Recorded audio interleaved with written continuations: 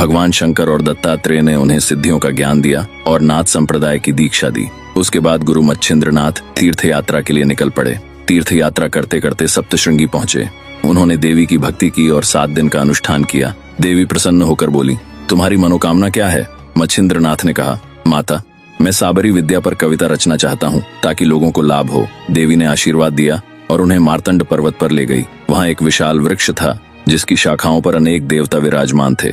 देवी ने कहा, अंजन पर्वत पर महाकाली का स्थान है, वहाँ जाओ। फिर 100 सफेद कुंड मिलेंगे, उनमें शुक्ल वेल डालना। जिन कुंडों में वह जीवित रहे उनमें स्नान और जलपान करना। यदि मूर्छा आए तो 12 आदित्य का स्मरण करना। फिर उस जल को कांच की कुप्पी में भरकर वृक्ष को अर्पित करना। हर बार एक देवता प्रसन्न होगा। पूरी प्रक्रिया 6 माह तक करनी होगी। मच्छिंद्रनाथ ने निर्देश अनुसार किया। एक कुंड में वेल हरी हुई, आदित्य कुंड। उन्होंने स्नान जलपान किया। मूर्छा आई और सूर्य देव प्रकट हुए। उन्होंने आशीर्वाद दिया, तुम्हारी सभी इच्छाएं पूरी होंगी। मच्छिंद्रनाथ ने 7 माह तक सभी देवताओं को प्रसन्न किया और साबरी विद्या पर ग्रंथ रचा। उसके बाद यात्रा करते करते वे बंगाल के चंद्रगिरी गांव पहुंचे और वही हुआ था मेरा जन्म विभूति के जरिए। पूर्व दिशा में जगन्नाथ और अन्य तीर्थों की यात्रा करते हुए गुरु मच्छिंद्रनाथ सेतुबंध रामेश्वर पहुंचे। वहीं समुद्र किनारे मारुति अर्थात हनुमान जी स्नान कर रहे थे। तभी तेज वर्षा होने लगी। बारिश से बचने के लिए मारुति जी ने तात्कालिक रूप से बड़ी चट्टानों को खोदकर एक आश्रय बनाने का प्रयास शुरू किया।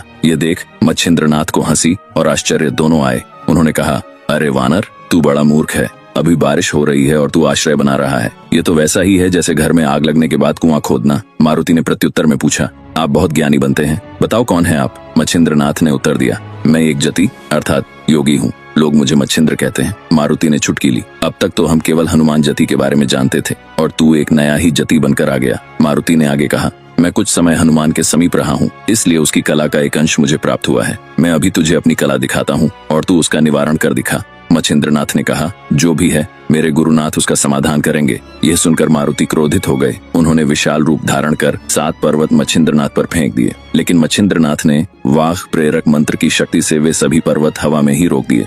मारुति ने और भी सैकड़ों पर्वत फेंके, परंतु एक ही मंत्र से मच्छिंद्रनाथ ने सभी रोक दिए। मारुति अब प्रलय काल की भांति क्रोध से जलने लगे और एक विशाल पर्वत उठाकर फेंकने ही वाले थे कि मच्छिंद्रनाथ ने समुद्र का जल लेकर वायु आकर्षण मंत्र से उसे हनुमान जी पर छिड़का। तुरंत मारुति स्थिर हो गए, हाथ ऊपर और पर्वत उनके सिर पर टिका रह गया। यह देखकर पवन देव प्रकट हुए ने और मच्छिंद्रनाथ से आग्रह किया, मेरे पुत्र को मुक्त करो। मच्छिंद्रनाथ ने मंत्र जप के बाद पुनः जल छिड़का, पर्वत वहीं गिर पड़ा और मारुति मुक्त हो गए। हनुमान जी ने आगे आकर मच्छिंद्रनाथ की प्रशंसा की। अगले भाग में हम जानेंगे कि आखिर क्या है स्त्री राज्य की कथा।